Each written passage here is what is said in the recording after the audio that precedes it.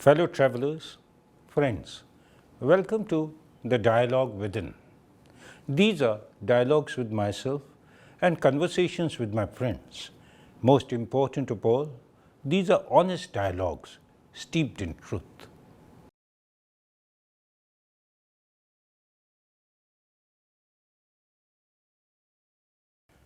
Fellow travelers, friends, मेरे एक मित्र हैं।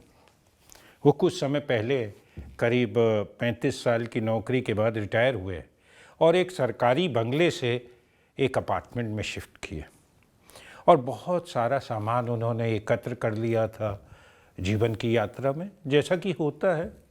और जब वो अपार्टमेंट में गए तो वो सामान रखने की जगह नहीं थी।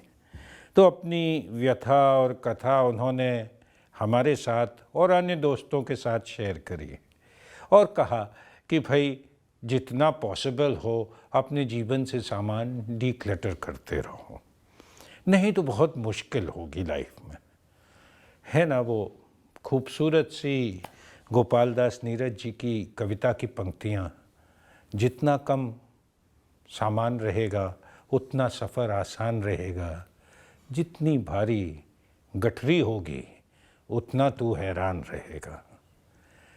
तो ये बात है सामान और सफ़र की। सामान हम जीवन में इकट्ठा करते रहते हैं। भौतिक जीवन में बहुत सारा सामान इकट्ठा करते हैं, लेकिन एक दूसरे तरह का सामान भी होता है। वो होता है बोझ, जो हमने अपने मस्तिष्क में भी इकट्ठा करते जाते हैं। गिले शिकवे का बोझ, ज़्यादा सोचने का बोझ, पुरानी बातें याद रखने का बोझ, और इस बोझ को भी डीक्लटर करना चाहिए।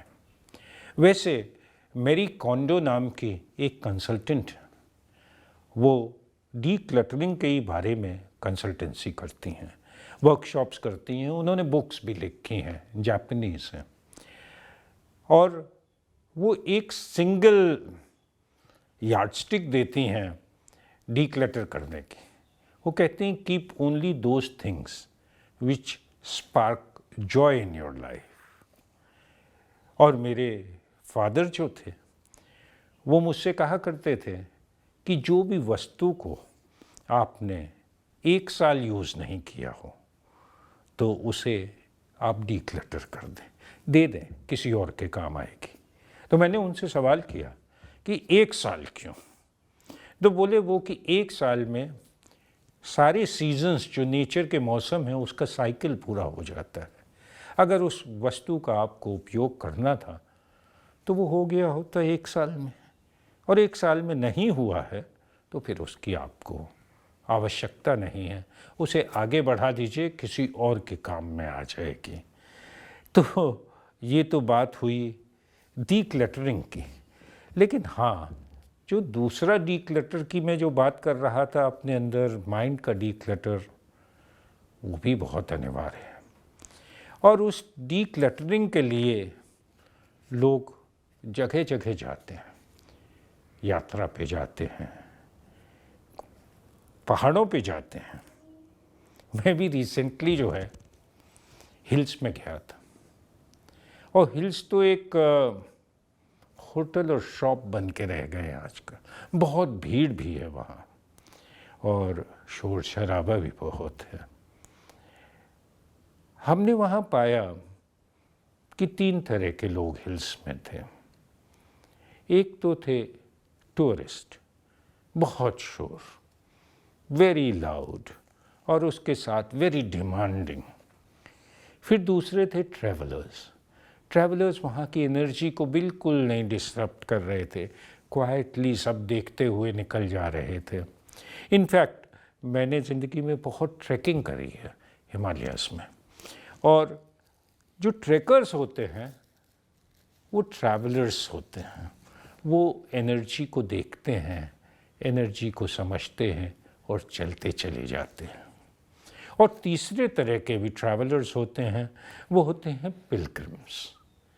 पिलग्रिम्स उस जगह की एनर्जी में मर्ज कर जाते हैं, और उस मर्ज करने से वो जब जर्नी से वापस आते हैं तो कुछ और ही इंसान होते हैं। शायद जर्नी का एक ये पर्पस भी है कि अगर आप ट्रैवलर या पिलग्रिम बन के जर्नी करोगे तो जब आप जर्नी से वापस आओगे तो आप एक डिफरेंट इंसान होगे।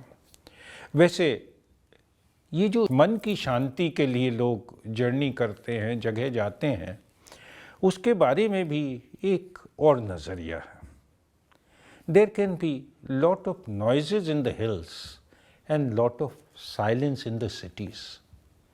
If you have a silent mind and noise all around you, then you are silent.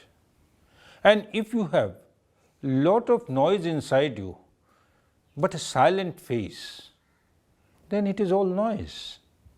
There is lot of silence in the cities, there is lot of noise in the hills.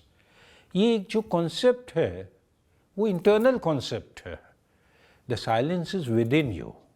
It is not outside of you.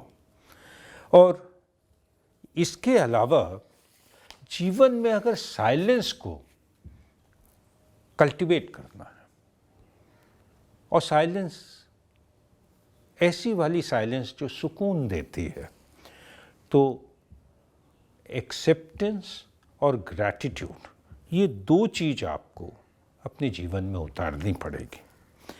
वो एक बड़ा ही खूबसूरत गाना है, यूं ही चला चल, यूं ही चला चल, कितनी रंगीन है ये दुनिया, छोड़ सारे झमेले, देख फूलों के मेले, कितनी हसीन है ये दुनिया। शायद कुछ शब्द इधर उधर हो गए हों।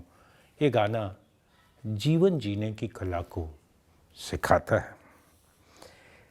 और कई लोगों ने मेरे से पूछा कि आप ये जो पॉडकास्ट करते हो, क्यों करते हो, इसका नाम डायलॉग्स विदिन क्यों है, फेलो ट्रैवलर्स क्यों बोलते हो। तो ये मैं पॉडकास्ट क्यों करता हूँ? मैं तो अपनी जो जीवन की कहानी है आप सबके साथ शेयर करने के लिए करता हूँ, अपने थॉट्स को शेयर करने के लिए करता हूँ। और जो डायलॉग्स विदिन की बात है, मेरा अपना मत है कि जीवन में सबसे इम्पोर्टेंट डायलॉग या कन्वर्सेशन होता है जो इंसान अपने आप करता है। ये कन्वर्सेशन हमेशा पॉजिटिव रहना चाहिए, हमेशा स्ट्रॉन्ग रहना चाहिए, इसमें कभी नेगेटिविटी नहीं आनी चाहिए। और शब्द फेलो ट्रैवलर्स मैं क्यों यूज़ करता हूँ, इसके पीछे भी एक छोटा सा एनेक्डोट है। बहुत पहले की बात है, शायद ईयर विल बी 1996। मैं शिमला में पोस्टेड था। हमारे घर का नाम कैंडल लॉज था। एक वेरांडा था उस घर में और 180 डिग्रीज वैली और दूर हिल्स दिखाई देते थे। बहुत खूबसूरत व्यू था। उसमें एक हैमॉक था। हैमॉक पे लेटा हुआ एक दिन में एक किताब पढ़ रहा था, द सेलेस्टीन फिलॉसफी। उस बुक में ये कहा गया था कि इंसान जो है हर लाइफ में लोगों से मिलता है।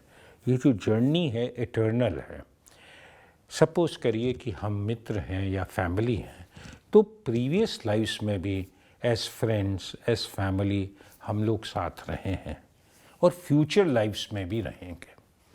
मैं यही सोच रहा था कि मतलब जो हमारे मित्र हैं, जो हमारे फैमिली मेम्बर्स हैं, ये सब आज के ही इस जीवन के ही नहीं हैं, हमेशा से हमारे साथ रहे हैं और शायद हमेशा रहेंगे भी इटर्नल जर्नी में। और उसी समय मेरी छोटी सी बेटी, उस समय बहुत छोटी थी, दौड़ती हुई मेरे पास आई, गोदी में बैठ गई, ऐसे पकड़ा और बोली, पापा आई लव यू फॉर 5000 ईयर्स। वो इतनी छोटी थी, उसे 1 से लेके 100 तक की गिनती आती होगी शायद। And she said I love you for 5000 years.